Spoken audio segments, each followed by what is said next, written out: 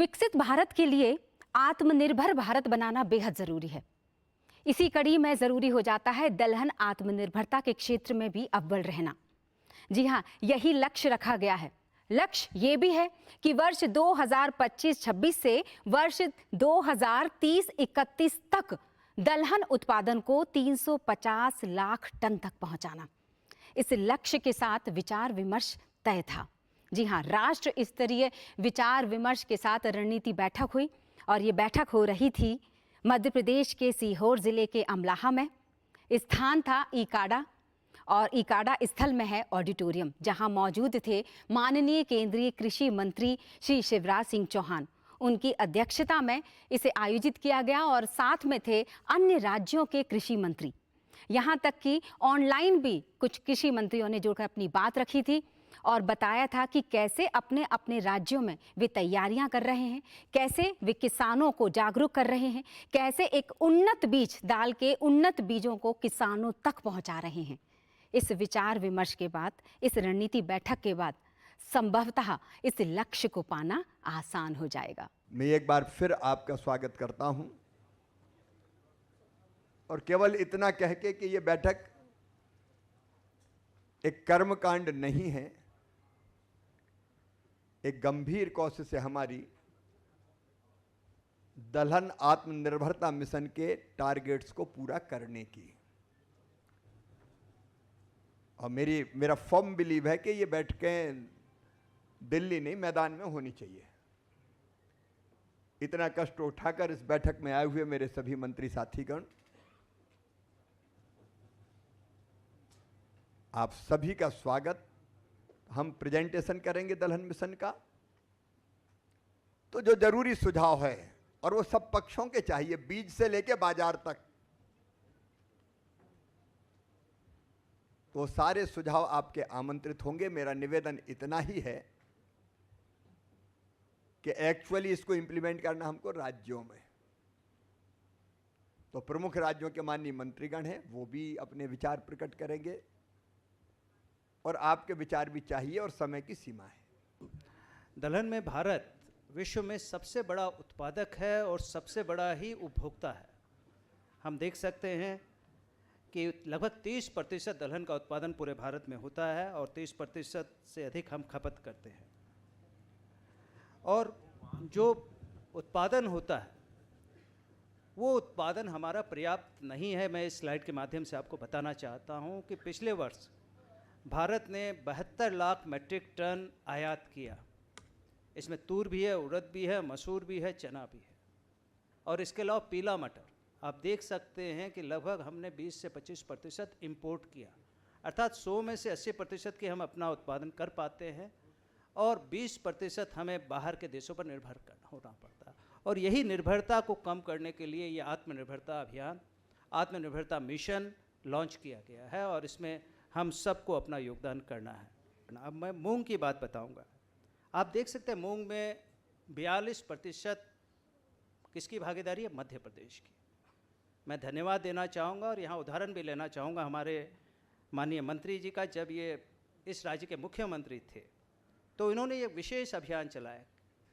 तो हमने ये कोशिश की, मैं जब मुख्यमंत्री था यहाँ, कि खाली क्यों रहे, जहाँ पानी है वहाँ एक फसल और लेने की हम कोशिश करें और वो 60 ड्यूरेशन की जल्दी आने वाली फसल अगर कोई थी तो वो मूंग थी।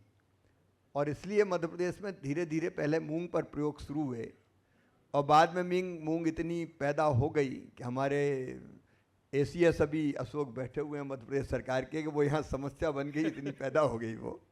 लेकिन अब मैं उदाहरण ये इसलिए देना चाहता हूँ कि अगर हम कोशिश करें तो जो खाली ज़मीन है, राइस फैलो, अभी बात आएगी शायद प्रेजेंटेशन में, चावल के बाद ज़मीन खाली पड़ी रहती कई जगह। मध्य प्रदेश में भी बड़ा हिस्सा हमारा ऐसा था जहाँ चावल के बाद खाली पड़ी रहती थी। अगर हम उसमें दलहन पर फोकस करते हैं और अब ऐसी वेराइटीज आ रही है जो 70 डेज 80 डेज के अंदर आ जाती, 90 डेज में आ जाती है, तो उस ज़मीन का उपयोग करके हम दलहन का उत्पादन बढ़ा सकते हैं। ये मैं भाषण नहीं, मैं अपने अनुभव से कह रहा हूँ, क्योंकि मूंग का प्रयोग मैंने ही मध्य प्रदेश में किया था और मध्य प्रदेश लगभग 20 लाख हेक्टेयर पर पहुंच गया। समर मूंग, गर्मी की मूंग 20 लाख हेक्टेयर, तो एक अपने आप में उदाहरण है। तो अब जो आत्मनिर्भरता मिशन है जिसको माननीय प्रधानमंत्री जी ने लॉन्च किया, उसका उद्देश्य है कि हम लोग दलहन उत्पादकता में वृद्धि करें और उसके लिए जो रास्ते हैं अनुसंधान और विकास, उस पर बेहतर काम किया जाए। अच्छे बीज किस प्रकार हम लोग किसानों तक पहुंचा, उस पर बात करें। जहाँ जहाँ राइस फेलो एरिया है उन इलाकों में हम लोग क्षेत्रफल में वृद्धि कर सकते हैं और इंटर क्रॉपिंग, मिक्स्ड क्रॉपिंग के माध्यम से भी इसमें बढ़ावा हो सकता है। वैल्यू एडिशन किस प्रकार हो, प्रोसेसिंग किस प्रकार हो, ताकि किसानों को सही पैसे मिले। इसके लिए NCCF, नेफेड आपको आज बताएंगे भी। और ये 5 सालों के लिए मिशन है और इसमें 11,440 करोड़ रुपए का प्रावधान किया गया है। तो सर, दलहन उत्पादन में आमतौर पर जो हमारी रणनीति रहती है वो 2 तरह की रणनीति है सर। एक तो जो हॉरिजेंटल एक्सपेंशन के हम बात करते हैं कि जो आज हमारा क्षेत्र है उसको, क्षेत्रफल को कैसे बढ़ाएं, तो एक बड़ा कंपटीशन का इशू होता है और जिसमें जो कंटेम्प्रेरी क्रॉप है उससे जब तक हमारी दलहन compete नहीं करती तो वो एक बड़ा विषय रहता है और जिसमें किस्मों की बात की गई, उत्पादकता की बात की गई, उसके लिए हमें एड्रेस करना बहुत ज़रूरी है। उसके अलावा इसमें सर जो नए क्षेत्रों में जाना, तो उसमें निश्चित रूप से जो कंपटीशन है क्रॉप का उसमें हमें मैच करना पड़ेगा, compete करना पड़ेगा। और एक जिम्मेवारी ICR पे, हमारे कृषि विश्वविद्यालयों पे वो बड़ी आती है कि हमें उत्पादक की जो अभी संजय साहब ने बात की तो हमें बढ़ाना पड़ेगा। दूसरा सर, फसल विविधीकरण की भी जब हम बात करते हैं बार बार, जैसे राइस फैलो की बात करते हैं, तो उसमें निश्चित रूप से फिर हमें अगर राइस को हटाना है तो उसके लिए खरीफ में कौन सी हम फसल लाएं कि जो राइस के जितनी किसान को लाभ दे सके, उस पर कार्य करने की ज़रूरत है। दलहन अभी सर इसकी अरहर की बात की गई है, हाइब्रिड की, हाइब्रिड हैं 5-6 हाइब्रिड, लेकिन वो किसान तक नहीं पहुंच रहे, वो सत्य है, उस पर हमें काम करना है। एक तो ICR हर साल कई किस्में रिलीज करता है। इस बार भी 184 की अपन ने वैरायटी, जिसमें दालों की भी वैरायटी थी। इनमें 6 दालों की थी सर, 6 दलहन की वैरायटी थी। अब आप एक ये बनाई कि इतनी समय में हम उसको मल्टीप्लाई करके फाउंडेशन सीड तक पहुंचा के राज्यों को दे देंगे, या राज्यों के और NSC जो हमारा है, नेशनल सीड कॉर्पोरेशन, या बाकी उत्पादन करने वाली यूनिवर्सिटीज वगैरह को दे देंगे। हम डिटेल वर्कआउट कर लेंगे। लेकिन समस्या यही है कई बार कि बीज पहुंचता नहीं है और राज्य ICR हम आपस में ही करते रहते कि इनने नहीं किया, उनने नहीं किया। अब इस पे हमको रणनीति बनानी पड़ेगी। जब हम उठेंगे तो ये रोड मैप बना के आप थोड़ा वर्कआउट करिए इसको। प्रायः आज जो चैलेंजेस है हमारे सामने कि कैसे हम दलहन को हम कैसे बढ़ावा दे सकें, आगे चल करके हम तिलहन के बारे में भी बात करेंगे।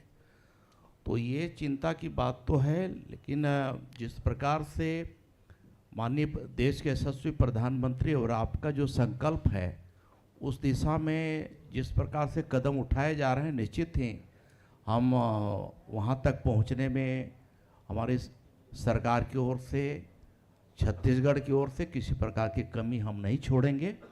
और जिस प्रकार से आपका मार्गदर्शन के आधार पर हम लोग काम कर रहे हैं तो लक्ष्य को हम जरूर हासिल करेंगे। एक चुनौती ज़रूर है कि चुनौती है एक तो दलहन के लिए कि क्लाइमेट के आधार पे बहुत कुछ डिपेंड करता है और बहुत अधिक मौसम आधारित जो फसलें हैं उस पर, हालांकि आज हम लोगों ने जिस प्रकार से खेतों में जा कर के वहाँ देखा है, फिर भी अब एक तरह तो बहुत सारे तो भाग भरोसे भी किसान खेती करता है, तो उसको देखते हुए हम लोग कोशिश कर रहे हैं।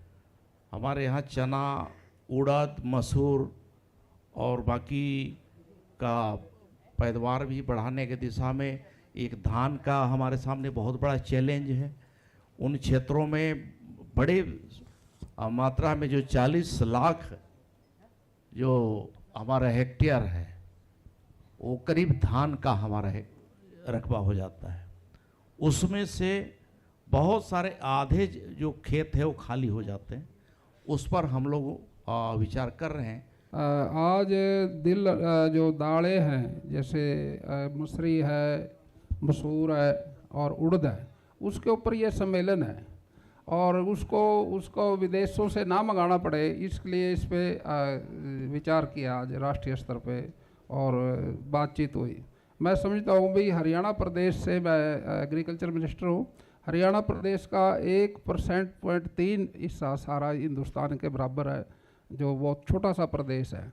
लेकिन प्रदेश के अंदर काफ़ी जो बफर स्टॉक है, जब देश के अंदर फूड प्रॉब्लम थी 1966 के अंदर, तो पंजाब पे जब इकट्ठा था पंजाब, तो उस समय इसकी तरफ ध्यान दिया गया, धान और गेहूं की तरफ। उसके लिए मार्केटिंग बोर्ड की मंडियां बनाई गई, सरकार ने सुविधा दी, खाद पे ट्यूबवेल लगवाए और हर तरह की सब्सिडी दी। वो एक किसानों को टेस्ट आ गया, और उस टेस्ट आने से वो अब तक छूट नहीं पा रहा। वैसे तो उससे पहले हमारे यहाँ सभी फसलें होती थी, दाल भी होती थी और कोई दिक्कत नहीं थी, लेकिन फूड प्रॉब्लम की वजह से इसकी तरफ ध्यान गया।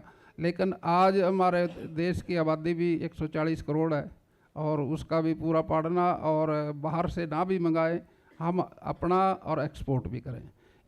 कि लैब टू लैंड, वैज्ञानिक लैब से खेत पर आया खरीफ और रबी में, और किसान से रूबरू हुआ वैज्ञानिक, जिससे आधुनिक तकनीकी के साथ साथ जो जो योजनाएं केंद्र और राज्यों की हैं उससे भरपूर जानकारी किसानों को मिली, उसका किसानों को फ़ायदा मिला।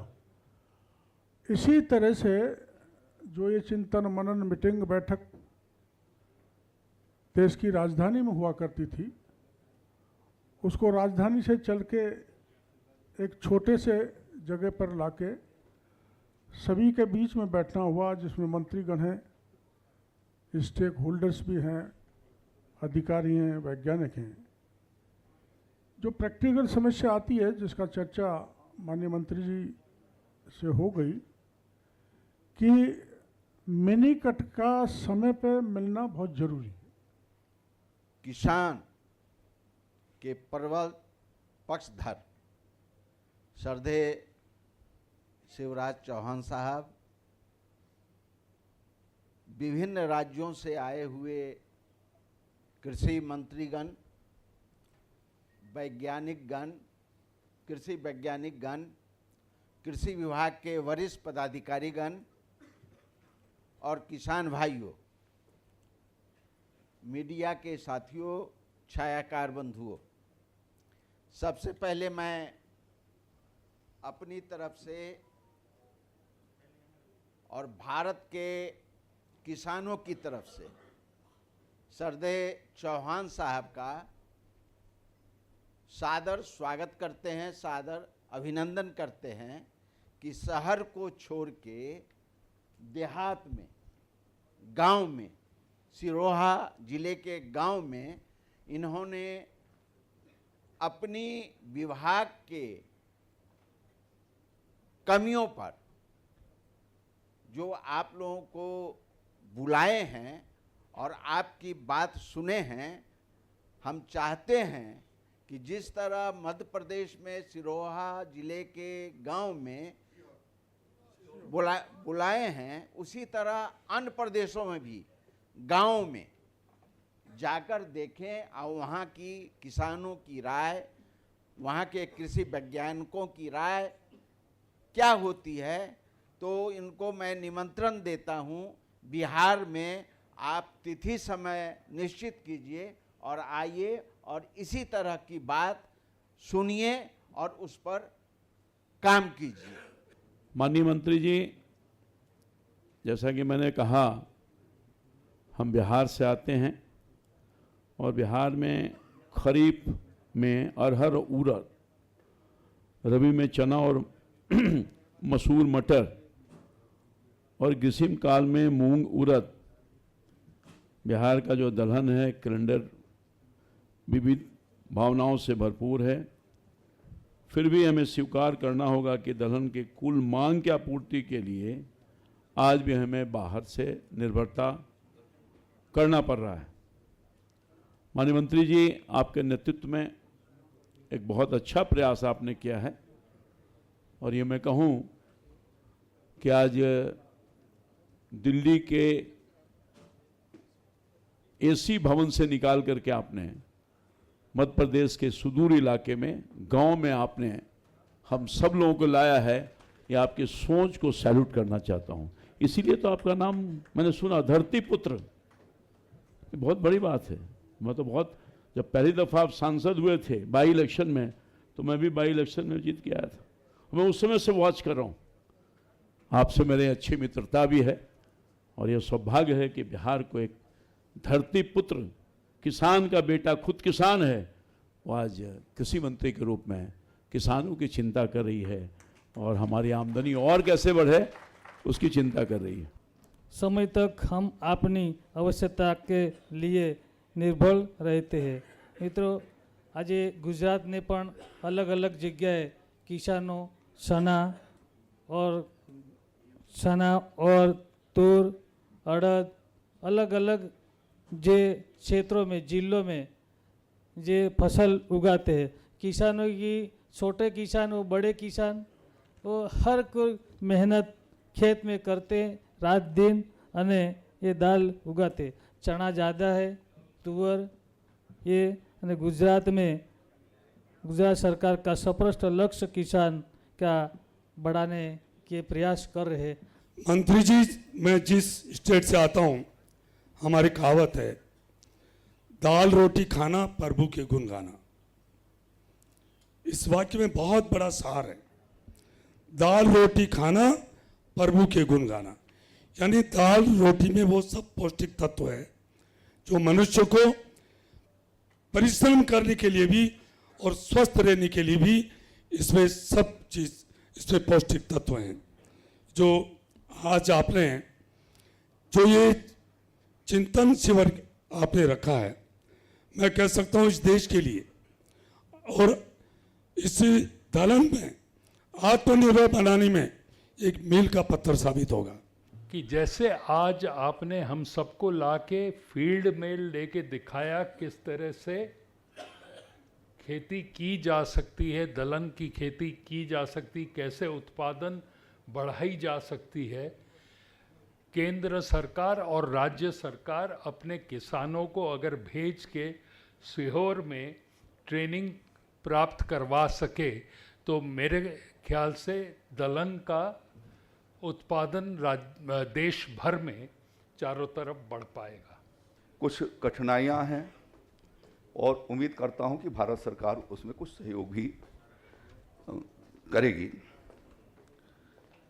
उत्तर प्रदेश के भीतर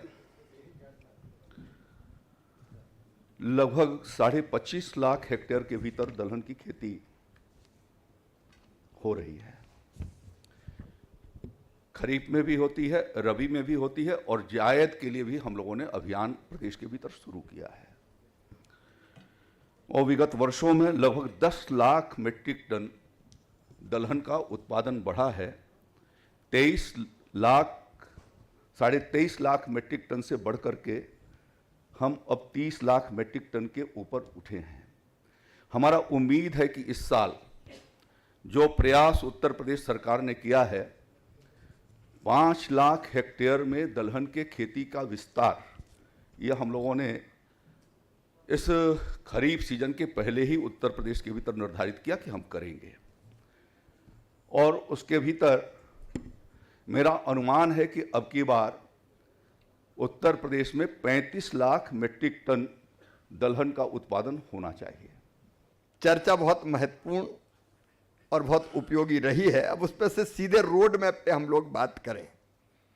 पहली चीज आप सबने कही, बीज मूल है, बाकी बीज तो उपलब्ध है, लेकिन दलहनों के बीज की समस्या है। तो दलहन के बीज के लिए ऐसा बीज जो उत्पादन भी बढ़ाए, रोगों का मुकाबला भी करे, क्लाइमेट रिजिलेंट भी हो, ज़्यादा पानी, कम पानी, ज़्यादा ताप, ज़्यादा ठंड। क्योंकि अरहर जैसी फसल मध्य प्रदेश में हमने देखी कि सवेरे तक हरी थी और कहीं शीतलहर आई तो दूसरे दिन पूरी सूख गई। उन सब का मुकाबला करने वाला हो। तो मित्रों, बीज की कमी दूर करने में कोई कसर ये टीम नहीं छोड़ेगी। मैं आईसीआर से फिर ये कहना चाहूँगा कि वैरायटी कम है, लेकिन कम नहीं है, लेकिन किसान तक पहुँचने में समस्याएं किसानों ने बताया। और कई बार जैसे हमारे मित्रों ने बताया कि बीज के नाम पे खराब बीज भी भेज दिया जाता। तो एक बात तो मैं ये साफ कह रहा हूं, एक नया सीड एक्ट अभी बनने वाला है, पार्लियामेंट पे हम लाने की कोशिश कर रहे हैं, आपके सुझाव भी आमंत्रित किए हैं, जिसपे घटिया बीज और दूसरा घटिया पेस्टिसाइड बेचने वालों को कड़े दंड से दंडित किया जाएगा, हम छोड़ेंगे नहीं। उस पर काम तेजी से चल रहा है। बीज के मामले में भी यह दिक्कत होती है, अब बीज है लेकिन किसानों तक पहुंचे कैसे। और इसलिए मित्रों, हम सबसे पहला प्रयत्न यही करेंगे कि बेहतर बीज की किस्में बड़े पैमाने पर किसानों तक पहुंचे। समय कैसे कम हो सकता है, कार्डा ने भी काम किया है, ICR काम कर ही रहा है, प्राइवेट कंपनी ने कुछ अपनी बात बताई है। यहाँ नेशनल सीड कॉर्पोरेशन के मित्र बैठे हैं, हाँ नेशनल सीड कॉर्पोरेशन से भी है यहाँ पे। हम मिलके बीज को कम समय में किसान तक कैसे पहुंचाएं, एक वो काम हम करेंगे।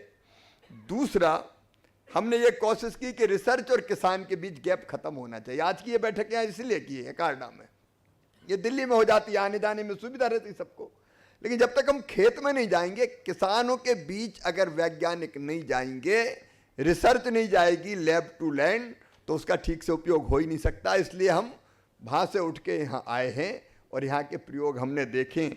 इस गैप को जमीन स्तर पर और हम पाटने की कोशिश करेंगे और तेजी से टेक्नोलॉजी का इस्तेमाल करके बेहतर बीजों की किस्मों को बड़े पैमाने पर हम लाएंगे और फील्ड डेमोन्स्ट्रेशन इस मिशन के अंतर्गत करेंगे। साथ ही खेती के में सही ढंग से बीजों का उपयोग हो, उस पर भी प्रयास करेंगे।